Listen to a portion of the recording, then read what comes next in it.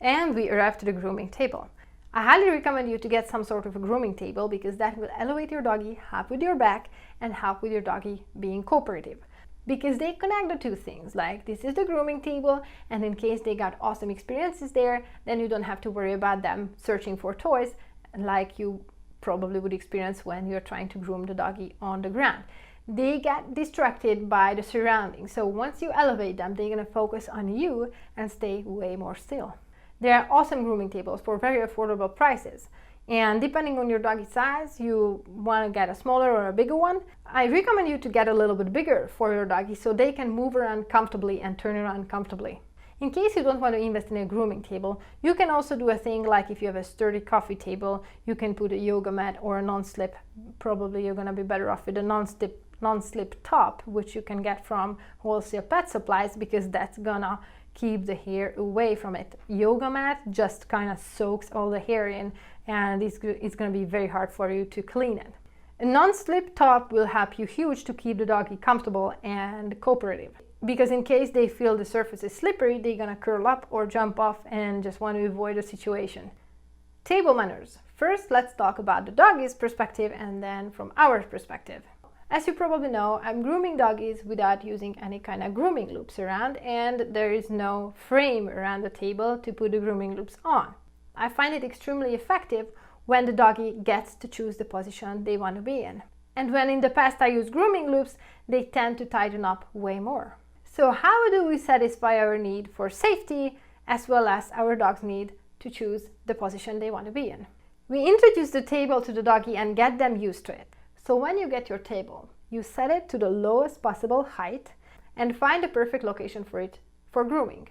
From safety perspective, we want to make sure that at least the long edge is blocked off, preferably with a wall, so the doggy won't be able to knock it off or over. And I like to put stuff in the two short edges as well, so the doggies won't feel the need or get encouraged to jump off there. Based on that, you only need to keep an eye out for the long edge you are standing by. So once we found the perfect location and blocked off the long edge by pushing the table to a wall, better yet into a corner, and we got some good lighting, so we're gonna be able to see what we are doing, we can start practicing the positionings with the dog without using any kind of grooming tools at first. As a starter, I like to practice jumping up and down, or in case they are smaller or can't jump, by lifting them up and putting them up there. After they are okay staying there, I ask them to sniff around the table and explore the edges and see the depth. Once they understand depth and they are comfortable on the table, they are not likely to be jumping off because they enjoy staying there. However, in case they are in pain there, they gotta weigh the risks and benefits of taking a leap and or flying off of the table.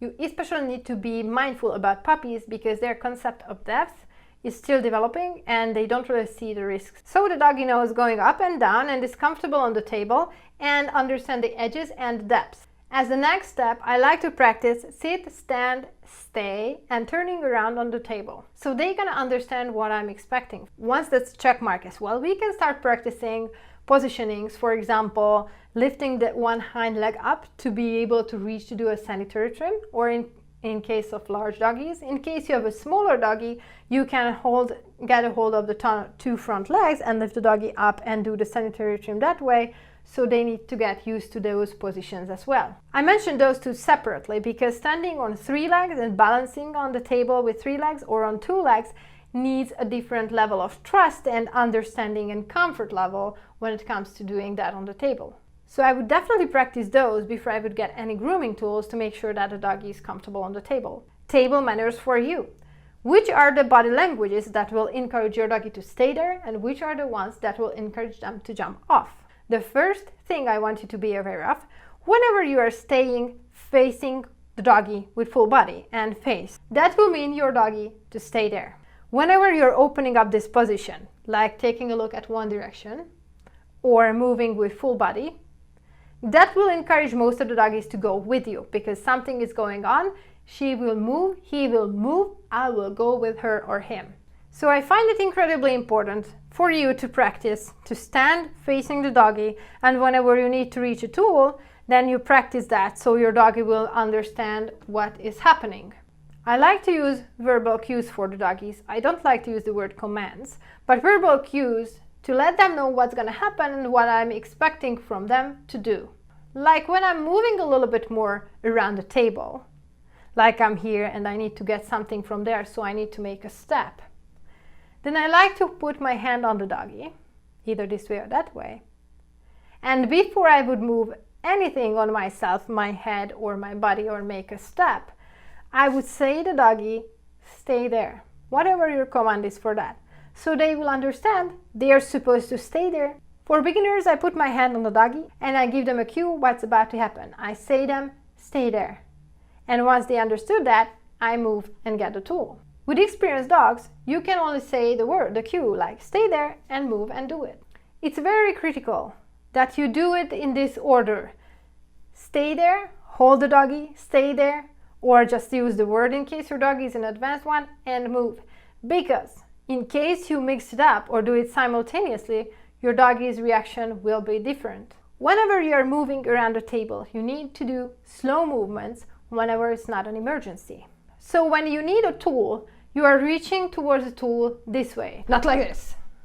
Because whenever you do fast movements, that will encourage the doggy to move extremely fast with you, which means danger. So if you are moving slowly, keeping in mind your body positioning, and you are communicating with the dog what you expect them to do, they will cooperate willingly and you can groom the doggy without any kind of restraint.